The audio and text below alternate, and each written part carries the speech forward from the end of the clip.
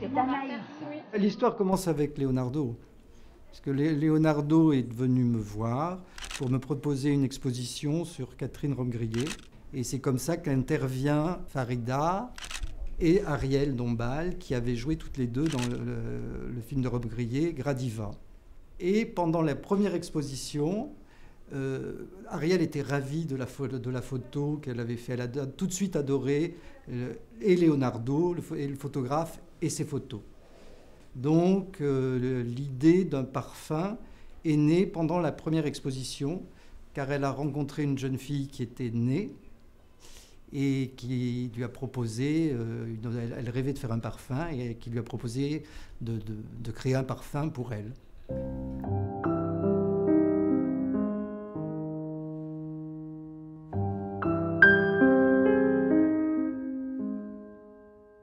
Alors il y a 5 ans, le parfum est né ici. C'était un autre parfum, il s'appelait Gradiva, et il représentait l'odeur, la fragrance d'une jeune fille seule dans une chambre. Ariel avait beaucoup aimé, et elle aussi avait envie de créer son propre parfum depuis longtemps. Et elle avait travaillé avec des parfumeurs à droite, à gauche, mais elle ne trouvait pas la personne qui correspondait et qui lui faisait son parfum qu'elle aimait. Et donc moi, elle m'a demandé d'essayer de le faire. Donc on a vraiment créé ensemble pendant plus de 4 ans. On passait des dimanches après-midi ensemble à parler de littérature, à parler de musique, à parler de fleurs, à parler d'amour.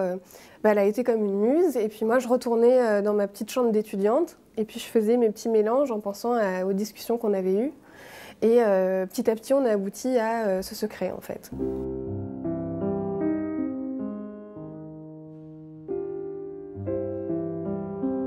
C'est un parfum boule. C'est-à-dire que c'est une même note tout le long, et ça restera la même note tout le long. Il n'y a pas d'évolution du parfum. Ce qu'on sent dès le départ, c'est ce qu'on va sentir au bout d'1 heure, c'est ce qu'on va sentir au bout de 15 heures. C'est une atmosphère qui est créée, et quand elle est posée, elle ne part plus. Cette note-là, c'est la note d'un nectar, c'est la note d'un sucre. C'est une note qui n'existe pas et qui n'existe que dans le parfum d'Ariel. Et qui est comme le sucre d'une fleur ou le sucre d'une fille-fleur. C'est quelque chose qui n'existe pas et qui a été créé grâce à ce parfum.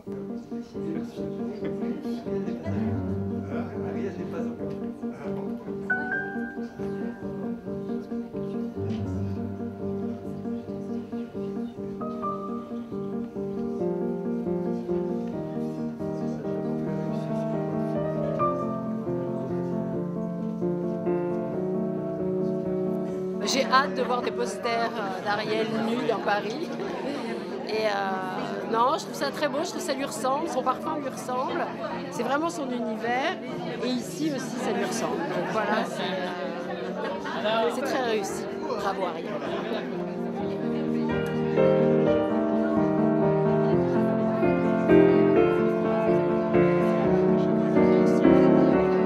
C'est pas seulement un parfum, c'est une petite œuvre d'art, voilà. Donc ce parfum a tout à fait sa place dans cette galerie, la galerie Pierre Passebaud. C'est un parfum et c'est une œuvre d'art, c'est les deux. Voilà.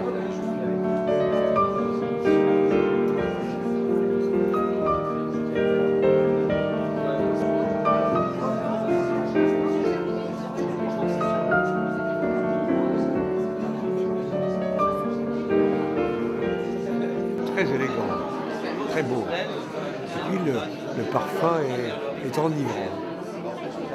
Il vit tellement à la couleur d'Ariel.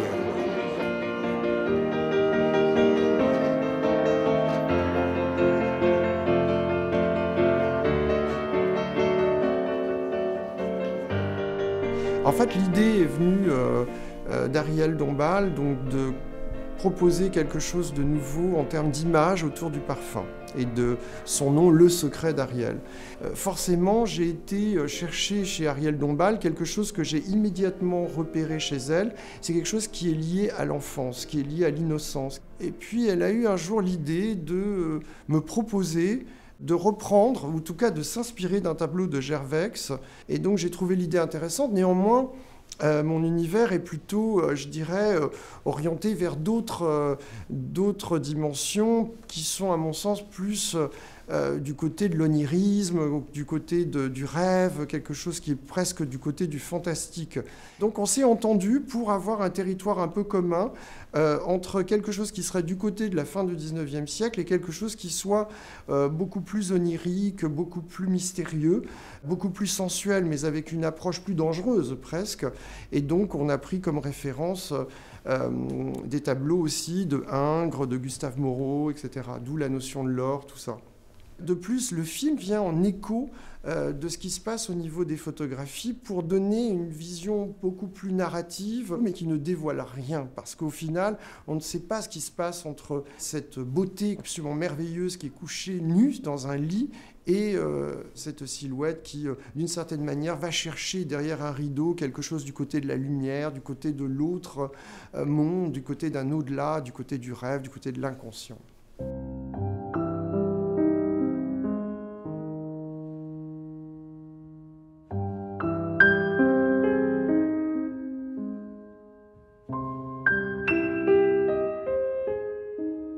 Il n'y a pas que des photos, il n'y a pas qu'un film, il y a aussi d'autres choses qui se passent ce soir que je trouve très très intéressantes. Notamment, il y a toute une installation autour d'un tableau où des jeunes filles reproduisent d'une certaine manière le tableau de Degas, puisqu'on est dans cette période fin 19e, début 20e. Et donc, ces jeunes filles viennent illustrer d'une certaine manière la danse et tout cet univers de tulle qui est la composante des différentes photographies pour lesquelles Ariel est au centre de l'image. Et c'est un aspect aussi qui pour moi est très important parce que je ne travaille pas que la photographie et la vidéo, je travaille aussi dans tout ce qui est art digital et pour moi c'est important aussi d'intégrer des choses qui sont plus vivantes, qui sont plus dynamiques et qui s'inscrivent beaucoup plus dans le contexte d'une soirée. On voit des charmantes jeunes filles donc se promener avec une sorte de panier mystérieux dans lesquels se trouve le parfum, un peu comme un secret justement, caché dans ces pétales. Et puis alors, il y a encore autre chose de plus énigmatique, c'est la présence d'une petite jeune fille qui est en tenue un peu ancienne et qui se trouve près d'un secrétaire où on peut découvrir d'ailleurs tout ce qui est autour du mystère de ce parfum. Et là, elle est assise et elle compose, elle écrit des formules, comme Anaïs l'a pu le faire à une période avec Ariel, avec cette même jeunesse, cette même, je dirais, ce même dynamisme, cette même beauté. Voilà, puisque pour moi, le centre de la soirée, c'est la beauté, et bien évidemment la beauté d'Ariel.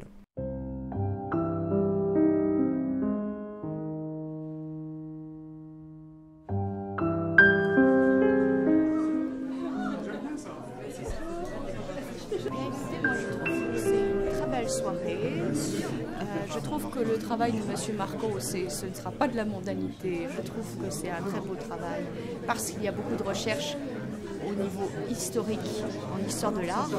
Le fait d'avoir voulu travailler sur Gustave Moreau.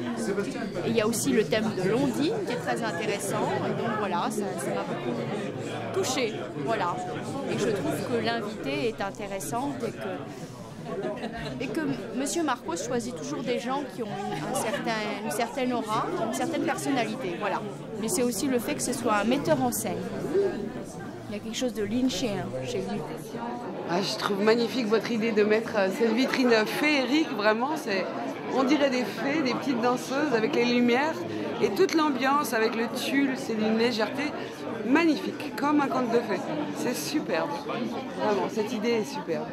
Je trouve que c'est très réussi, notamment la vidéo, qui me paraît très en continuité à la fois avec l'univers de Leonardo Marcos et celui d'Ariel Dombal. Le monde de l'art et le monde de la mode sont tellement liés aujourd'hui. Il y a des solutions de continuité. C'est à la fois innovant de le faire de cette manière et assez logique finalement. Elle a vraiment cette idée depuis très longtemps. Elle y tenait et je trouve ça merveilleux qu'elle arrive toujours à ce qu'elle a envie de faire. Ses rêves deviennent des réalités et elle fait partie d'un rêve, Ariel.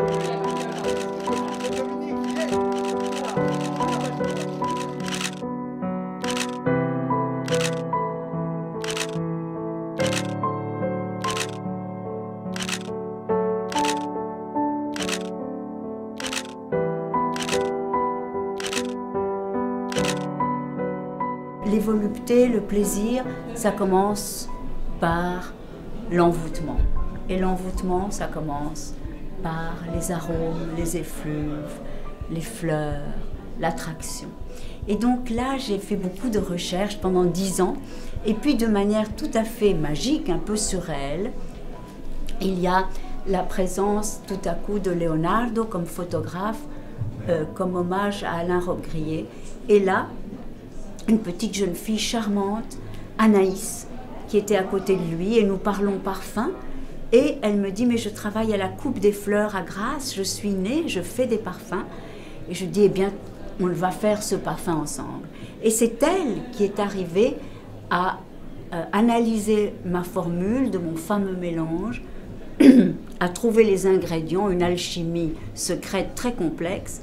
Et voilà, le parfum est né, et il est là, il existe.